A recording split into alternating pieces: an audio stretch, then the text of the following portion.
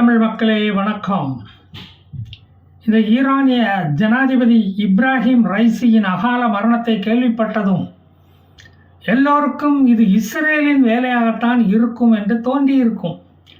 அந்த சந்தேகம் வருவது இயற்கைதான். ஆனால் அவரை கொண்டது என்னவோ இயற்கைதான். இஸ்ரேல் எப்போதுமே ரகசியமாக தான் இதுவரையில் காய் நகர்த்தி வந்துள்ளது.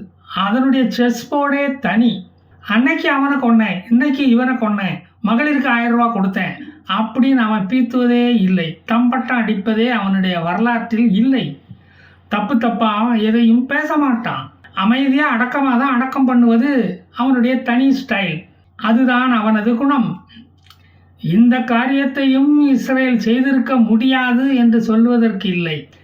ஏனென்றால் அவன் காரியம் பண்ணுவதில் வல்லவன், காரியக்காரன். ஈரானின் ராடார்களை இஸ்ரேல் முதலில் அடித்து உடைத்தது. எந்த விமானமும் ஈஸியாக பறந்துவிட முடியாது, பறந்துவிடக்கூடாது என்பது அதன் நோக்கமாக இருக்கலாம். பின்ன சும்மா இருந்தவனை சீண்டி விட்டுக்கிட்டு இப்போ குடியிருக்க வீடு இல்லாமல் அலைவது யாரு? ஊரா அலைவது யாரு? அதுக்கு நீ தயாராகிவிட்ட பிறகு இஸ்ரேலை குத்தம் சொல்லி என்ன பிரயோஜனம்? இஸ்ரேலுக்கிட்ட போய் சமாதானத்தை பற்றி நீ பேசலாமா? அப்புறம் இப்படியெல்லாம் தான் நடக்கும்.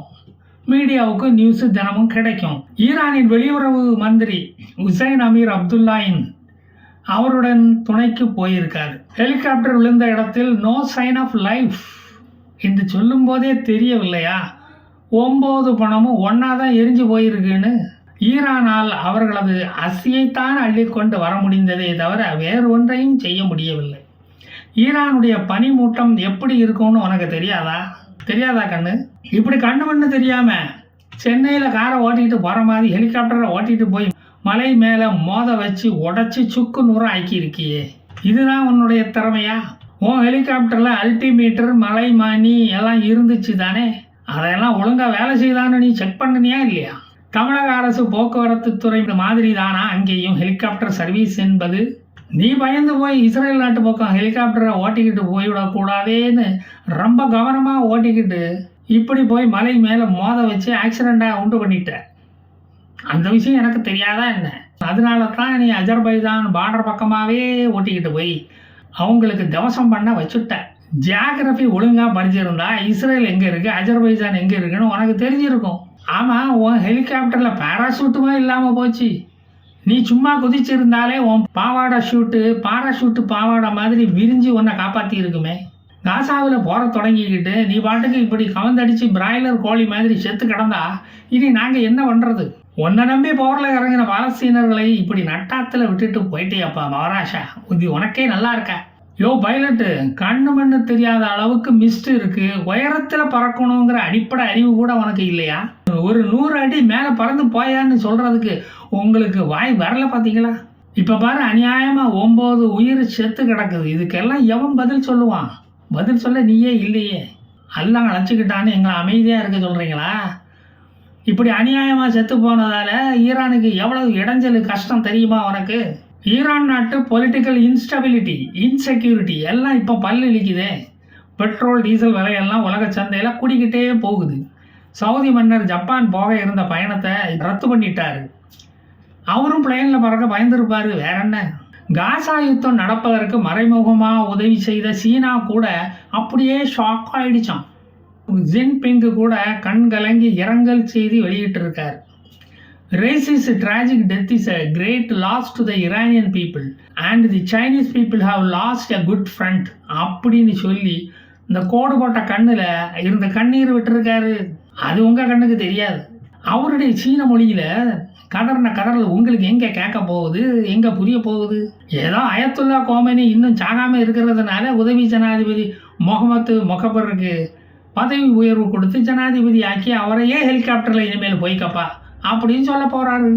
அவருடைய தாயுள்ளத்தை புரிஞ்சிக்க மாட்டேங்கிறீங்களாடா?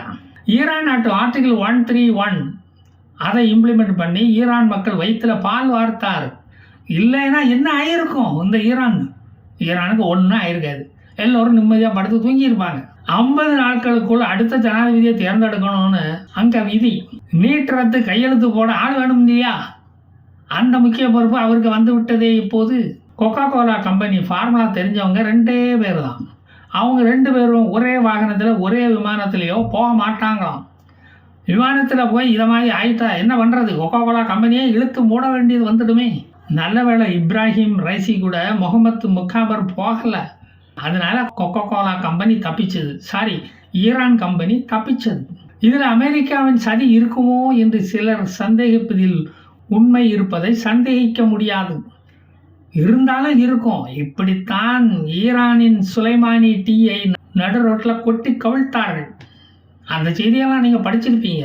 அமெரிக்கா தான் பொருளாதார தடை ஈரானுக்கு போட்டு எந்த நாட்டுடனும் விமானம் ஆயுதங்கள் வாங்கக்கூடாதுன்னு தடை போட்டுட்டாங்களே.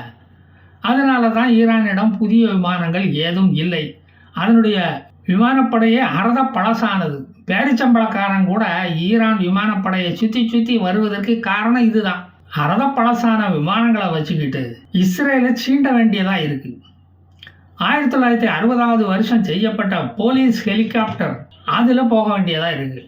ஹிஜாப் அணியாத பெண்ணை கொலை செய்த இப்ராஹிம் ரைசி அதை தட்டி கேட்ட 20,000 பெண்களை சிறையில் போட்டு மனித உரிமை படுகொலை செய்யவில்லையா? எந்த பெண்ணுரிமை போராளியும் இதை தட்டி கேட்கவில்லை, பொங்கி எழவும் இல்லை. அது என்ன உத்தரப்பிரதேசத்திலே நடந்தது தட்டி கேட்பதற்கு? இப்போ சிறையில் இருக்கும் பெண்கள் என்ன சொல்லுவார்கள்? நல்லா சாகட்டும், சந்தோஷமாக சாகட்டும், நாசமாக போகிறவன். எங்களை சிறையில் சாகடிக்கிற இப்ராஹிம் ரைசியை அல்லாஹ் பழி வாங்கி விட்டார் என்று தானே சந்தோஷப்படுவார்கள். சாயங்காலம் 5 மணிக்கு கிளம்புன ஹெலிகாப்டர் கிளம்பி ஒரு அரை மணி நேரத்தில் ஆக்சிடெண்ட் ஆகியிருக்கு. சந்தேகம் வராமல் இருக்குமா? காணாமல் போன ஹெலிகாப்டரை 48 தேடுதல் படை குழு தேடியும் கண்டுபிடிக்க முடியல. கடைசியில் துருக்கி அனுப்பின ட்ரோன் தான் அங்கே என்னமோ கருப்பாக எள்ளுருண்ட மாதிரி தெரியுதே, அது ஹெலிகாப்டராக இருக்குமோ என்று புகைப்படத்தையும் வெளியிட்டது. அதன் பிறகுதான் மீட்பு படை அங்கு சென்று அதை பார்த்தது.